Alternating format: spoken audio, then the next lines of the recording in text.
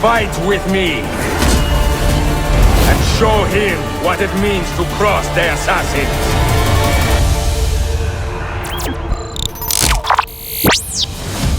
What is up? Gear Squad, Chaingear here, bringing you another video, and today I want to talk to you guys about E3, the biggest gaming conference of the year. It happens every year, and this year we are going to cover it. We're going to talk about the E3 schedule today, as well as go over my hopes and dreams for the EA, the Ubisoft, and the Bethesda press conferences. I'm really excited about this, but without further ado, let's just jump right into it. The schedule for E3 starts actually on Saturday with a pre-show with EA. EA will be doing their own show called EA Plays, and we'll be covering that. That starts 3 p.m. Eastern Standard Time. If you guys want to check out any of the other time zones, go ahead and click a link in the description. I'll go ahead and have another link to one of the websites that kind of talk about the different time zones. And then on Sunday, Microsoft has their press conference at 5 p.m. I'm really excited about that. Again, Eastern Standard Time. Then Bethesda has theirs at midnight, so midnight on Monday, and that will be again at midnight. That's going to be crazy. I'm going to be up for it, but it'll be interesting to see how long that lasts. Then Monday at 4 p.m. Eastern Standard Time, Ubisoft will have their press conference. Sony will have theirs that night. You know, that's my most anticipated. And then Tuesday, Nintendo will do their Nintendo Direct. So I'm excited to talk to you guys about all of those things. But today, right now in this video, we're going to go ahead and go over again my hopes and dreams for EA, Ubisoft, and Bethesda. Let's get started. It's really going to be something, isn't it? So EA Play is the first one I want to talk about. This is really interesting. EA has always had a press conference at E3, but this is the first time that they haven't, or I should say, actually, this is the second time that they haven't. And I'm really interested in seeing what happens. But to be honest with you guys, I'm not interested in that many games that EA has to offer. There are lots of conferences that are going to go on, and EA just doesn't have that many games that I'm super interested in. But there are three that I want to mention. One is Need for Speed Payback. This is the brand new Need for Speed game that's coming out, and it's been a little while since we've had one, and I'm really excited to see if Ghost and the other guys that are working on Need for Speed really tap into the fans who love Need for Speed. If you guys know, people always say Need for Speed Underground, Need for Speed Underground 2 were the best Need for Speed games, so I'm really hoping that they learn from their past, understand that we don't want an always connected game, and understand that we want a game that is going to have awesome customization. We'll see what happens. The next game I want to talk about is Star Wars Battlefront 2. Now, I was not a fan of Star Wars Battlefront, the new version, or the new game that came out recently. I just didn't really care for it. It felt kind of floaty. I was like, there are other shooters coming out. I'll pass on this one. Aside, I'm pretty sure they're going to make a second one, and of course they did. Now, I think this game is going to be legit. I think it's going to be full-fledged. I think it's going to have everything that we want in it. Why? Because it's living up to the name of Star Wars Battlefront 2. That is such a big title, and it's carrying a lot of weight. So I'm hoping that they learned a lot from Battlefront 1. I don't really care about how good or bad of a game the first game was. I'm really excited to see how well the second one holds up, and it's got a single player campaign, so I'm definitely going to grab it. I just recently saw the newest movie, so I am really excited to get kind of back into Star Wars, but we'll see what happens. All right, the last game I want to talk about actually isn't a game that we know of just yet, but it's a new Bioware IP. Now, if you guys don't know about this, Bioware, they're the guys that make games like Mass Effect and Dragon Age Inquisition. Apparently, they have a brand new IP, a brand new game. We don't know what it is, new title coming up, and I'm really excited to see what this is. E3 for me, it's the best place to just sit down and say, okay, what's new? What's upcoming? Yeah, you can show me trailers of games I already know that are coming out, Star Wars Battlefront 2, Need for Speed Payback, but I also want to see what's new. So that's definitely my number one anticipated thing for EA Play, is to learn what new is coming. I wouldn't mind learning some other things too, like other new Star Wars games and things like that. But let me know what you guys think in the comment section below. What are you interested in when it comes to EA? Are you interested in seeing their DLC for Battlefield 1? Maybe it's a new Plants vs Zombies. Who knows? Let me know.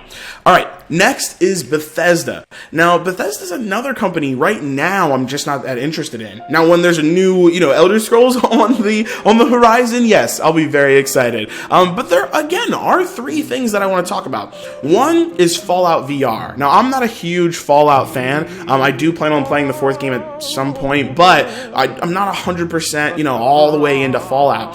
But Fallout VR is a huge deal. If they're able to port over Fallout 4 or Fallout 3 or some sort of legitimate Fallout experience into VR, this pushes the envelope for virtual reality. So I hope that they do a demo. I hope we can see it. I hope there's a release date or something like that. That way we can, again, start to push the envelope of what these AAA studios are doing for virtual reality. And maybe it'll push me to get a PlayStation VR if it's even available on PlayStation VR. That's something that I'm really interested in learning.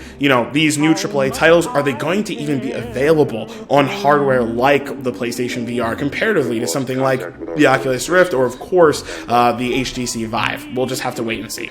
All right, the next thing I want to talk about is two new games or IPs. We're not 100% sure coming out for Bethesda. There are other games that people are talking about. Again, I'm not really too concerned about Bethesda and their library, but there are new IPs on the horizon. This is huge. Again, I love new games. One of the ones that we probably know will show up is something called Starfield. Now, a lot of people are saying this is basically Elder Scrolls or Fallout in space. That's interesting. We don't really have an open world game in space like that. There's Mass Effect, but it's not like the Elder Scrolls. So I would be really interested in seeing that for a new IP. But we know that Bethesda, the game studio itself, is working on new IPs. So I'm excited to see what else they have to offer. This is definitely my most anticipated. Outside of that, I'm interested in some price drops. Bethesda launched some incredible games this year and last year, like Doom and Dishonored 2. I'd love to see some price drops or some sales on some of the ultimate editions of those games with all of its DLC. That way I can just purchase it and at some point play them. That would be really awesome. And of course, I'm always waiting for that Oblivion remastered. Always. I'll never not be waiting.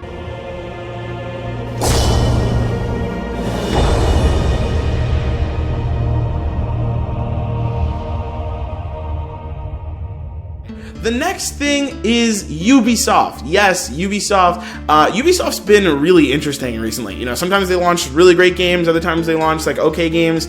The last 2 years at least, I feel like it's been okay games. I feel like they've had awesome announcements, and then the game's okay. For example, Ghost Recon Wildlands. It's an okay game. That's what a lot of people are saying. Or Ghost Recon, the game that came out, The Division. Okay game. So a lot of these games I have not bought yet. I've just been kind of waiting until they go down in price, until Ballistic Phoenix gets a PS4 and we'll play together. Another game, Watch Dogs 2. It came out. I'm actually really excited for Watch Dogs 2, but I haven't bought it yet.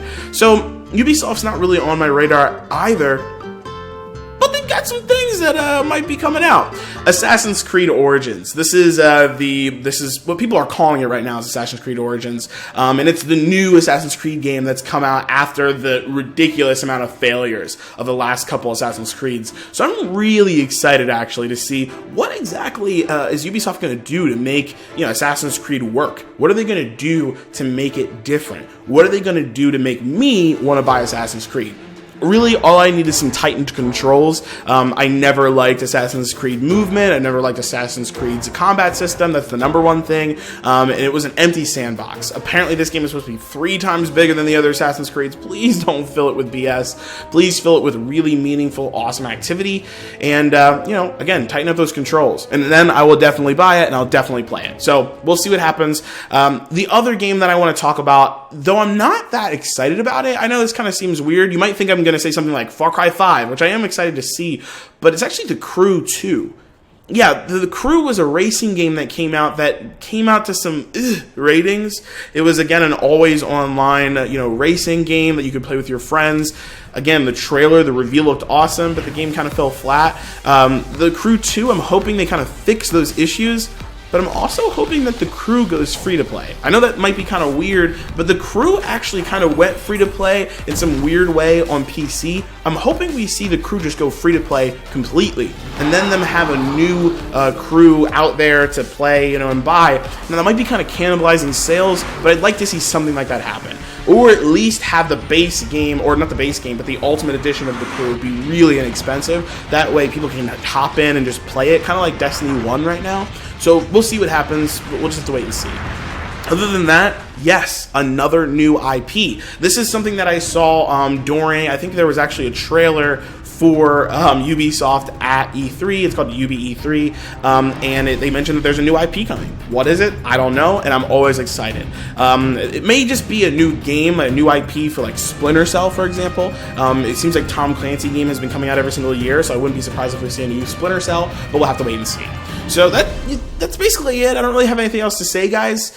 But wait, there's actually one more conference, and that's the Devolver Digital Conference.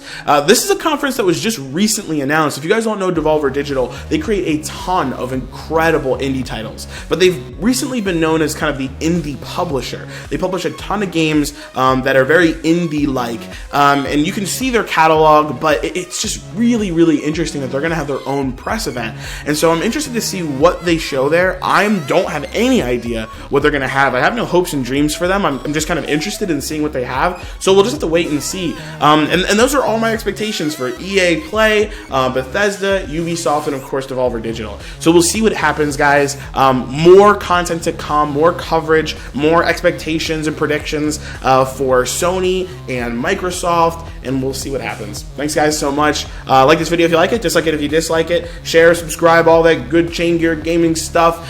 I'll see you guys online, hopefully playing Killing Floor 2. It's free for PlayStation Plus users. I'll see you in the next one. Thanks a lot, guys.